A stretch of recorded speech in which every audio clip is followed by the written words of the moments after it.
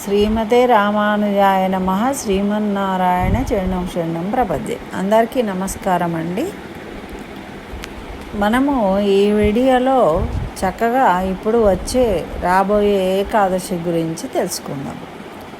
మరి ఈ ఏకాదశి చాలా పవిత్రమైనది, విశేషమైనది కూడా. ప్రతి నెలలో 2 ఏకాదశులు వస్తాయి. అంటే శుక్లపక్షంలో ఒకటి, కృష్ణపక్షంలో వస్తుంది. ప్రతిసారి చెప్పేదే కదా ఏకాదశి అని అనుకుంటారేమో, కానీ ప్రతి ఏకాదశికి ఒక ప్రత్యేకత ఉంటుంది. అది వచ్చిన తిథి మనకు ఏకాదశి, కానీ వారము మాసము చేంజ్ అవుతూ ఉంటుంది. కాబట్టి వాటిని బట్టి కూడా కొన్నిసార్లు గ్రహ సంచారాన్ని బట్టి కూడా మనకు కొంత విశేషత అనేది కలుగుతుంది ఏకాదశి తిథికి పాటించే విధానంలో. కాబట్టి మనము ప్రతిసారి చెప్పుకుంటూ ఉంటాము, అలాగే ఇప్పుడు కూడా చెప్పుకుందాం. మరి ఈసారి ఏం విశేషం అంటే చాతుర్మాసాలలో వచ్చే ఏకాదశి, కాబట్టి ఇది చాలా విశేషమైనది అని మనకు పండితులు తెలియజేస్తూ ఉన్నారు.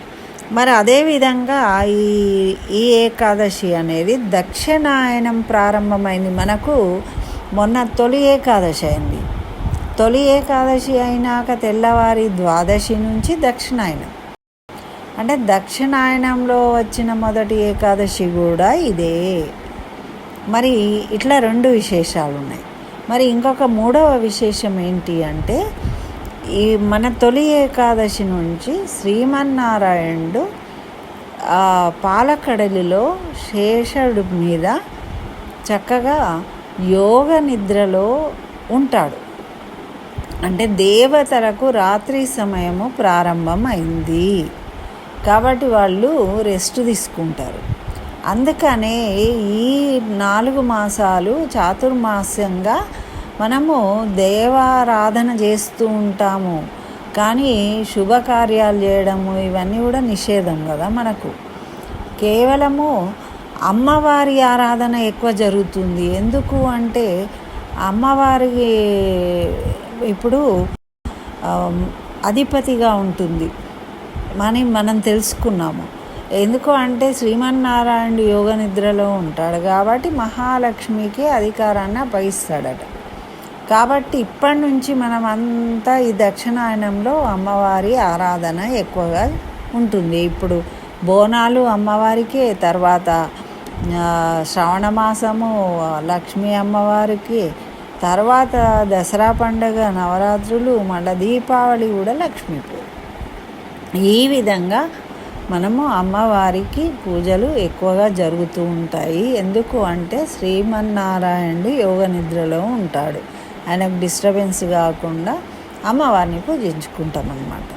అయితే మరి ఏకాదశి తిథి రోజు విష్ణువునే పూజించుకోవాలి. అయితే విష్ణువుని ఏ విధంగా పూజించుకోవాలి, అసలు ఈ ఏకాదశి పేరు ఏమిటి, ఇవన్నీ కూడా మనం ఈ వీడియోలో తెలుసుకుందాం. అయితే మరి ఈ వీడియోలో తెలుసుకునేటప్పుడు ఒక చిన్న రిక్వెస్ట్, మీకు నచ్చితే లైక్ చేయండి, ఇంకా నా ఛానల్ సబ్స్క్రైబ్ చేయకుంటే సబ్స్క్రైబ్ చేయండి, షేర్ చేయండి. మీరు లైక్ చేయడం మర్చిపోకండి. అయితే మరి ప్రతిసారి చెప్పుకున్నట్టే మనకు ధర్మరాజు మన కృష్ణ భగవానుడిని అడుగుతాడనమాట. ఏమని అంటే, స్వామి మనకు ఈ ఆషాఢ మాసం కృష్ణపక్షంలో వచ్చే ఏకాదశి పేరేంటి, అసలు దీని విశేషం ఏంటి, ఈ ఏకాదశిని ఏ విధంగా ఆచరించాలి, ఎవరిని పూజించాలి, ఈ వ్రత కథ ఏమిటి, మాకు సవివరంగా తెలియజేయవలసింది అని ప్రార్థిస్తాడు. అప్పుడు కృష్ణ భగవానుడు చెప్తూ ఉన్నాడు. ఏమని అంటే, పూర్వము నారదుల వారు బ్రహ్మదేవుణ్ణి కూడా ఈ విధంగానే అడిగాడు, యుధిష్ఠిరా ఇదే నీలాగానే అడిగినప్పుడు బ్రహ్మదేవుడు నారదుడితోని తెలియజేసిండు ఈ ఆషాఢ మాసంలో కృష్ణపక్షంలో వచ్చే ఏకాదశి గురించి. ఆ వివరాలన్నీ కూడా ఇప్పుడు నేను నీకు తెలియజేస్తాను. ఆ బ్రహ్మదేవుడు ఏ విధంగా నారదుడికి వివరించాడో ఆ విధంగా అని చెప్తూ ఉన్నాడు.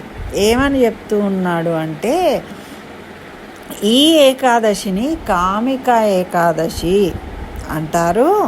మరి ఈ ఏకాదశిని ఎందుకు విశేషము అంటే మనం చెప్పుకున్నాం కదా. మరి ఈ ఏకాదశి వల్ల ఎవరైతే తమ జీవితంలో తెలియక కొన్ని పొరపాట్లు, తెలిసి తెలియక తప్పులు చేస్తూ ఉంటారో అటువంటి తప్పుల వల్ల వాళ్ళు కష్టాలతో ఇబ్బంది పడుతూ ఉంటారు. సమస్యలకు పరిష్కారాలు దొరకక అవస్థపడుతూ ఉంటారు. మరి ఈ కామిక ఏకాదశి రోజున ఉపవాసం ఉండటం వల్ల వాళ్లకు ఆ కష్టాల నుండి విముక్తి కలుగుతుంది. వాళ్ళు ఇది పరమ పవిత్రమైన రోజు కాబట్టి విష్ణుమూర్తిని తులసి దళాలతోని పూజించినట్టయితే వాళ్ళ పాపాల నుండి విముక్తి కలగడమే కాకుండా వాళ్ళకు లక్ష్మీదేవి అనుగ్రహం వల్ల సిరి సంపదలు కూడా కలుగుతాయి అని తెలియజేశాడనమాట. మరి ఇంకా ఇది సంవత్సరం పొడవునా విష్ణుమూర్తిని పూజించకున్నా కనీసము ఈ కామిక ఏకాదశి రోజు ఎవరైతే విష్ణుమూర్తిని పూజిస్తారో గంగా స్నానం చేసిన పుణ్యం లభిస్తుందట ఈ వ్రతం చేసిన వాళ్ళకి. అలాగే ఈ పవిత్రమైన రోజున గోవును దానం చేస్తే శుభ ఫలితాలు కలుగుతాయట, ఇంట్లో శుభకార్యాలు జరుగుతాయని మనకు పండితులు తెలియజేస్తూ ఉన్నారు అని బ్రహ్మదేవుడు నారదుడికి తెలియజేశాడట. అయితే ఇంకా విశేషం ఏమిటి అంటే, మరి ఆ రోజు పరమ పవిత్రమైన ఏకాదశి రోజు గంగా విష్ణు పాదం నుండి ప్రవహిస్తుంది కదా. అదేవిధంగా ఇప్పుడు పాలకడలిలో శేషపాన్పు మీద యోగ నిద్రలో ఉన్నాడు కాబట్టి మనము సముద్ర స్నానం చేయడము, గంగాలో స్నానం చేయడము, ఏదైనా నది మన ఇంటికి అంటే మనము వెళ్ళగలిగే పరిస్థితి ఉంటే చక్కగా ఆ విధంగా స్నానం చేస్తే మనకు ఏకాదశి వ్రతం చేసిన ఫలితము సంపూర్ణంగా దక్కుతుందట.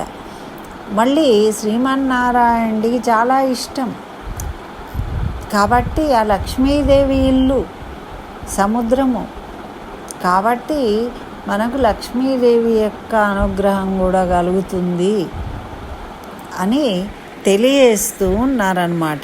మరి ఈరోజు ఏం చేయాలి? కామిక ఏకాదశి రోజు అంటే మనకు ఉదయాన్నే లేచి చక్కగా స్నానం చేసి ఇంట్లో కానీ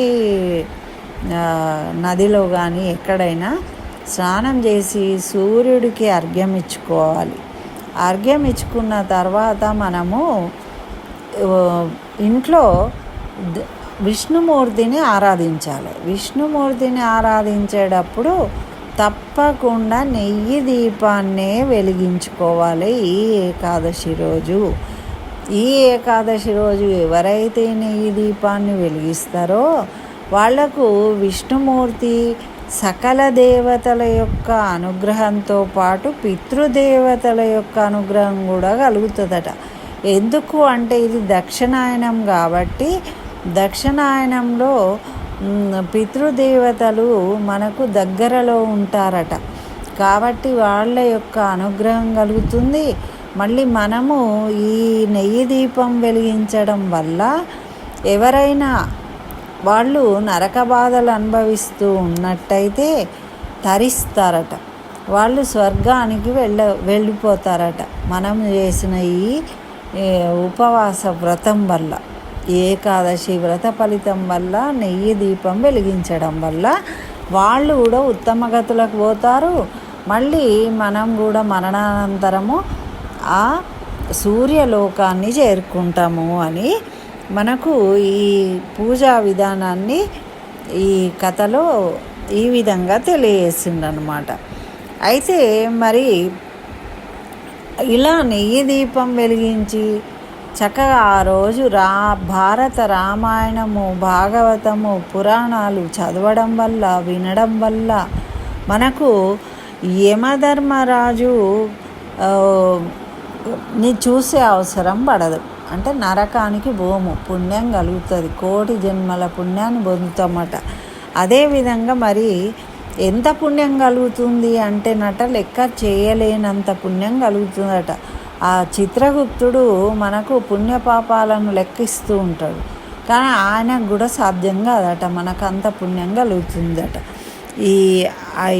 ఈరోజు నెయ్యి దీపాన్ని వెలిగించి విష్ణుమూర్తిని పూజించడం వల్ల మరి ఇటువంటి ఏకాదశి రోజు చక్కగా కృష్ణ భగవానుడికి ప్రకాశవంతమైన నెయ్యి దీపాన్ని ఎవరైతే వెలిగిస్తారో, ఎవరైతే దీపాన్ని దానం ఇస్తారో బ్రాహ్మడికి దక్షిణాయుతంగా, వాళ్ళకట వాళ్ళ పూర్వీకులందరూ చక్కగా తరిస్తారట. తర్వాత వీళ్ళు అమృతపానము చేసే యోగ్యతను పొందుతారట. స్వర్గలోకానికి పోయి వాళ్ళ పూర్వీకులు అమృతపానం చేస్తారట.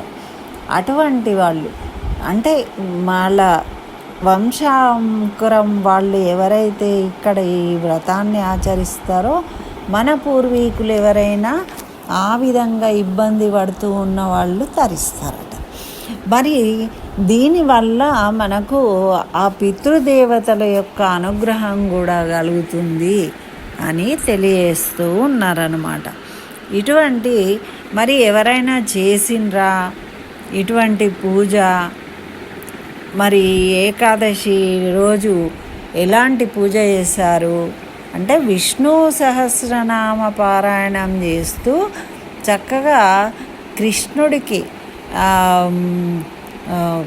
పంచామృత స్నానం చేయించి చక్కగా సుగంధభరితమైన పుష్పాలతోని విష్ణు సహస్రనామాన్ని పారాయణ చేస్తూ అర్చించినట్టయితే చక్కగా సమస్త దోషాలు, కోటి జన్మల పాపాలు నశించి మనకు అన్ని ఇహలోక సుఖాలు, తర్వాత మరణానంతరము ఆ కృష్ణ సాన్నిధ్యాన్ని పొందుతాము అని తెలియజేస్తూ ఉన్నారన్నమాట.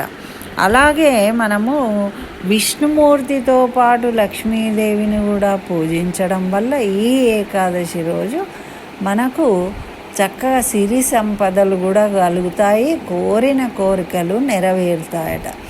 మరి ఇంకా ఏం చేయాలట అంటే ఈ ఏకాదశి రోజు తప్పకుండా తులసి చెట్టును, తులసి మొక్కను, తులసి మాతను మనము లక్ష్మీదేవిగా భావిస్తాం కాబట్టి నెయ్యి దీపాన్ని వెలిగించాలట ఆ రోజు తప్పకుండా. అయితే ఆ విధంగా చేయడం వల్ల స్త్రీలకు సౌభాగ్యం కలుగుతుంది, సకల పాపాలు తొలగించబడతాయి, కోరిన కోరికలు నెరవేరుతాయి అని దీని యొక్క పూజా విధానాన్ని, ఫలితాన్ని తెలియజేసిందనమాట. ఈరోజు మరి ఏం చేయొద్దు అంటే ఎక్కువసేపు మౌనంగా ఉండి పాటించి చక్కగా ఎవరితోని గొడవలు పడకుండా మరి వెల్లుల్లి, మాంసాహారము, మద్యపానము దూరం పెట్టాలి, బ్రహ్మచర్యాన్ని పాటించాలి, ఉపవాసం పాటిస్తూ మనము వంటల గురించి ఆలోచించకూడదు. మరి తర్వాత రోజు ఏం చేసుకోవాలి, ముందు రోజు ఏం తినాలి, ఇవన్నీ కూడా అటువంటి ఆలోచన చేయకుండా చక్కగా శ్రీమన్నారాయణని స్మరిస్తూ ఉండాలి. మనకు వస్తే స్తోత్రాలు చదువుకోవాలి, విష్ణు సహస్రనామం చదువుకోవాలి. అవన్నీ మనము చదవలేము, చెయ్యలేము అన్నప్పుడట చక్కగా నామస్మరణ చేసుకోవాలట. ఓం నమో భగవతే వాసుదేవాయ మంత్రాన్ని జపించుకోవాలి. తర్వాత జాగారము చేయాలి. అయితే మరి ఇటువంటి ఏకాదశి, ఈ కామికా ఏకాదశి వ్రతాన్ని ఎవరు ఆచరించారు దాన్ని కూడా తెలియజేస్తాను, శ్రద్ధగా విను అని ఈ విధంగా చెప్తూ ఉన్నారు. ఒక గ్రామంలో పూర్వకాలంలో ఒక ఠాకూర్ అనే వ్యక్తి ఉండేవాడు. ఆయన డబ్బులను అందరికీ వడ్డీ కోసము డబ్బులను ఇచ్చేవాడు అనమాట. అట్లా ఒక బ్రాహ్మడికి ఈయన కొంత ధనాన్ని ఇచ్చిండు. ఆ ధనాన్ని ఆయన తిరిగి ఇవ్వకపోవడం వల్ల ఈయనకు చాలా కోపం వచ్చింది ఆయన మీద. ఆ కోపంలో ఏం చేసిండు అంటే, నేను ఎట్లయినా నీకు ఇస్తాను, కొంత సమయం ఇవ్వమని ఆయన బతిమలాడినా కూడా ఈయన వినిపించుకోకుండా ఆ ఠాకూర్ ఏం చేసిండు అంటే ఆయనను కొట్టడానికి ప్రయత్నించిండు. ఆయనను ఇలా నెట్టివేస్తే ఆయన కింద పడి మరణించాడు. ఆ మరణిస్తే ఈయనకి బ్రహ్మహత్య పాతకం చుట్టుకుంటుంది, బ్రాహ్మణి చంపాను కదా, మరి దాన్ని పొడగొట్టుకోవడానికి ఆయనకు అంత్యక్రియలు చేస్తా అనుకున్నాడు. అయితే అక్కడ ఉన్న బ్రాహ్మలను సహకరించామంటే వాళ్ళు ఏమన్నారు అంటే, నువ్వు బ్రహ్మహత్య పాతకం చేసినావు, బ్రహ్మహత్య పాతకం చేసిన వాళ్ళు ఎవరు కూడా అంత్యక్రియలు చేయడానికి వీలు కాదు, నువ్వు ముందు దాన్ని పొడగొట్టుకో అని చెప్పినాడు. అప్పుడు ఇక ఈయనకి భయం పట్టుకున్నది, బ్రహ్మహత్య పాతకం ఉంది, నాకు ఈ విధంగా దీన్ని తొలగించుకోవాలి అని ఆలోచిస్తూ అందరినీ అడుగుతూ పరిహారం కోసము చూస్తూ ఉంటే ఒకరోజు ఒక సన్యాసి కనిపించాడు. ఆ సన్యాసి దగ్గరికి వెళ్ళి నమస్కరించి, ఆయన ఈ విధంగా బ్రహ్మహత్య పాతకం చుట్టుకుంది నాకు, నేను ఈ విధంగా ఆయనని చంపడం జరిగింది, ఆయన చనిపోయాడు కాబట్టి నన్ను మీరే రక్షించాలి ఈ పాపం నుండి అని ప్రార్థిస్తాడు. అప్పుడు ఆయన ఏం చెప్పాడంటే, ఆషాఢ మాసం కృష్ణపక్షంలో వచ్చే కామికా ఏకాదశి రోజు నువ్వు ఉపవాసం చేసి జాగారం చేసినట్టయితే నీకు ఆ పాపం నుండి విముక్తుడవైతావు అని తెలియజేసిండట. అయితే ఈ వ్రత విధానం అంతా కూడా తెలియజేసిండు. అప్పుడు ఈ ఠాగూరు ఆయన చెప్పినట్టు చక్కగా ఈ వ్రతాన్ని చేసి ఉపవాసం ఉండి చక్కగా ఆ విగ్రహము పటము ఏదైతే ఆయన పెట్టుకున్నాడో విష్ణుమూర్తిది అక్కడే పడుకున్నాడట. మరి ఈరోజు దేవాలయానికి వెళ్ళి దేవాలయంలో కూడా ఒక నెయ్యి దీపాన్ని వెలిగించి కాసేపు అక్కడ కనుక మనము నిద్రించి అంటే ఉన్నట్టయితే ఆ దేవాలయంలో మనకు ఉన్న పాపాలన్నీ తొలగిపోయి మనము ఎన్నో అంటే నైమిషారణ్యము, గయా అక్కడ ఎక్కడో వెళ్ళి మనము చక్కగా పితృదేవతలకు ఆరాధన చేసినట్టు తర్పణాలు వదిలిన పుణ్యం కలిగి మన పితృదేవతలు తరిస్తారట. ఆ విధంగా పితృదేవతల యొక్క అనుగ్రహాన్ని పొందుతారట. అయితే ఈయన ఆ విగ్రహం దగ్గర పడుకోవడం వల్ల ఆయనకి కల వచ్చిందట. ఆ కలలో ఆ విష్ణుమూర్తి కనబడి, నువ్వు శ్రద్ధాభక్తులతోని ఏకాదశి వ్రతాన్ని చేసినావు కాబట్టి నువ్వు నీ బ్రహ్మహత్యా పాతకం నుండి విముక్తుడవైనావు అని తెలియజేసిండట. అప్పుడు ఆయన తెలిసి చక్కగా లేచి సంతోషంగా ఆ విష్ణుమూర్తికి నమస్కరించుకొని తెల్లవారి ఏకాదశి పారణ చేసిండు ద్వాదశి రోజు. అయితే ఈ విధంగా ఏకాదశి ఫలితాన్ని ఆయన పొందాడనమాట, పాప విముక్తుడైండు. అట్లా బ్రహ్మహత్య పాతకాలు కానీ, శిశువులను కడుపులోనే భ్రూణ హత్యలు కానీ, తెలిసి తెలియక చేసిన పాపాలు కానీ అన్నీ కూడా నశిస్తాయి, మరి కోరిన కోరికలు నెరవేరుతాయి అని చెప్పారు కదా.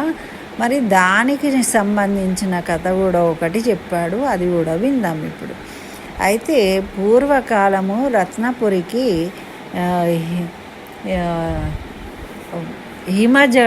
హిమజిత్ అని ఒక రాజు ఉన్నాడు.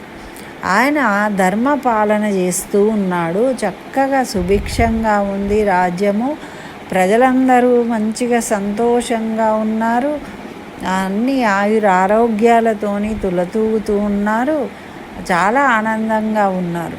అట్లా చేస్తూ ఉన్నప్పటికీ రాజుకు కొంత అసంతృప్తి ఉంది, ఆయన చింతాక్రాంతుడై ఉన్నాడు. ఎందుకు అంటే ఆయన తర్వాత ఈ రాజ్యాన్ని పాలించడానికి ఆయనకు వంశోద్ధారకుడు లేడు, పుత్ర సంతానం లేదు, అసలు ఆయనకు సంతానం లేదు. అందుకని ఆయన విచారిస్తూ ఉన్నాడనమాట. అట్లా విచారిస్తూ ఉంటే ఎన్నో మంత్రులు వాళ్ళు వీళ్ళు సాధువులను మునులను జ్యోతిష్యులను ఎంతోమందిని దీని గురించి పరిహారాలు అడిగి ఎన్నో యజ్ఞాలు హోమాలు దానాలు ఎన్నో చేసినప్పటికీ ఆయనకి ఏ విధమైన ఫలితం రాక సంతానం కలగలేదు. అయితే దాని గురించి ఆయన విచారిస్తూ ఉన్నాడట. ఆ విచారంలో ఉన్నప్పుడు ఒకరోజు అన్ని శాస్త్రాలలో పండితుడు అయిన లోమశ మహర్షి ఆ రాజ్యానికి వచ్చిండు. ఆ విషయం తెలిసి రాజు ఎదురు వెళ్ళి ఆ మహర్షిని ఆహ్వానించి చక్కగా పాదపూజ చేసి సత్కరించి గౌరవించి అప్పుడు ఆయన సంతోషపడ్డాడు. ఆయన అంతా కుశలమేనా అని అడిగితే అప్పుడు ఈ మజిత్ చెప్పాడనమాట, ఇలా నాకు సంతానం లేదు స్వామి, నేను నా తదనంతరము ఈ రాజ్యాన్ని పాలించడానికి నీతిమంతుడైన ధర్మ ప్రవర్తన కలిగిన ఒక పుత్రుడు కావాలి అని కోరుకుంటున్నా. నేను మరి నాకు ఏ విధంగా పుత్ర సంతానం కలుగుతుంది, మీరు ఏదైనా నాకు పరిహారాన్ని చెప్పండి అని ప్రార్థిస్తాడనమాట. అప్పుడు ఆ లోమశ మహర్షి ఈ విధంగా తెలియజేసిండు. ఆషాఢ కృష్ణపక్షంలో వచ్చే కామికా ఏకాదశిని నువ్వు ఆచరించు. ఈ ఏకాదశి వ్రతం చేయడం వల్ల కోరిన కోరికలు నెరవేరుతాయి. కామిక అంటే కామములు, మనం కోరిన వాటిని నెరవేర్చే ఏకాదశి ఇది, కాబట్టి నువ్వు చక్కగా దీన్ని ఆచరించు అని ఆ ఏకాదశి వ్రత విధానాన్నంతా కూడా తెలియజేసిండట. చెప్పి అప్పుడు ఆ మహర్షి వెళ్ళిపోయిండు. ఈయన ఆ రోజు రానే వచ్చింది. ఆ రోజు ఏకాదశి వ్రతం చేయడానికి ఈయన చక్కగా దేవాలయానికి వెళ్ళి దానికి తగిన వస్త్రాలు కట్టుకొని చక్కగా అభిషేకించి రోజంతా చక్కగా జాగరణ చేసి విష్ణు స్తోత్రాలను పఠిస్తూ చక్కగా భక్తితో చేస్తూ ఉన్నాడట. అయితే అంత భక్తిగా చేస్తూ ఉన్న హిమజిత్ భక్తి శ్రద్ధలను చూసి ఆ నారాయణుడికే చాలా సంతోషం వేసి ఈయన నిజంగానే భక్తితో చేస్తున్నాడా లేదా అని తెలుసుకోవడానికట అక్కడికి ఒక బ్రాహ్మడి వేషంలో వచ్చిండట. వచ్చి ఆయన నువ్వు ఏదో ఒకటి అడుగుతూ ఇబ్బంది పెడుతూ ఉన్నాడనమాట. అయితే అప్పుడు కూడా ఆయన చాలా భక్తి శ్రద్ధలతోని ఆ బ్రాహ్మణ్ణి ఆదరించి ఆయనకు కావలసినవన్నీ కూడా సమకూర్చి చాలా భక్తిపూర్వకంగా సేవలు చేసిండట ఆయనకు. అట్లా ఆ సేవలు చేస్తూ ఉంటే అప్పుడు ఆ శ్రీమన్నారాయణుడు చాలా ఆనందపడి ఆయనకు ప్రత్యక్షమైండట. ప్రత్యక్షమైనాక అప్పుడు ఆయనకి వరము ఇచ్చాడు, నీకు నీతివంతుడైన ధర్మపాలకుడైన పుత్ర సంతానం కలుగుతుంది, నీ రాజ్యము సుభిక్షంగా ఉంటుంది అని. ఆ విధంగా చెప్పిన తర్వాత కొన్ని రోజులకు ఆయన భార్య గర్భవతి అయి ఆయనకు కొడుకు పుట్టాడు. ఆ కొడుకు కూడా చక్కగా ధర్మ ప్రవర్తన కలిగి చక్కగా అన్ని సకల విద్యలు నేర్చుకొని సకల శాస్త్రాలు నేర్చుకొని మంచిగా విలువిద్య మల్ల యుద్ధము అన్ని విద్యలు కూడా నేర్చుకొని తర్వాత ఈ హిమజిత్ తన కొడుకు ఆ పట్టాభిషేక్తుని చేసి ఆనందపడ్డాడట. ఆయన కూడా హిమజిత్ వలనే చక్కగా భక్తితో ఏకాదశి వ్రతాన్ని పాటిస్తూ ధర్మంగా పరిపాలన చేసిండట. ఈ విధంగా ఈ ఏకాదశి కామికా ఏకాదశి ఈ వ్రత కథ విన్నా చదివినా పాటించినంత ఫలితం కలుగుతుంది. సకల పాపాలు తొలగిపోతాయి, కోరికలు నెరవేరుతాయి అని చక్కగా బ్రహ్మ దేవుడు నారదులకు చెప్పారని కృష్ణ భగవానుడు ధర్మరాజుకు తెలియజేసిండు. ఇదండి మన ఏకాదశి వ్రతకథ. అందరూ వినండి, నచ్చితే లైక్ చేయండి, షేర్ చేయండి. ఇంకా నా ఛానల్ సబ్స్క్రైబ్ చేయకుంటే సబ్స్క్రైబ్ చేయండి. స్వస్తి. జై శ్రీమన్నారాయణ. సర్వం శ్రీకృష్ణ చరణారవిందార్పణమస్తు.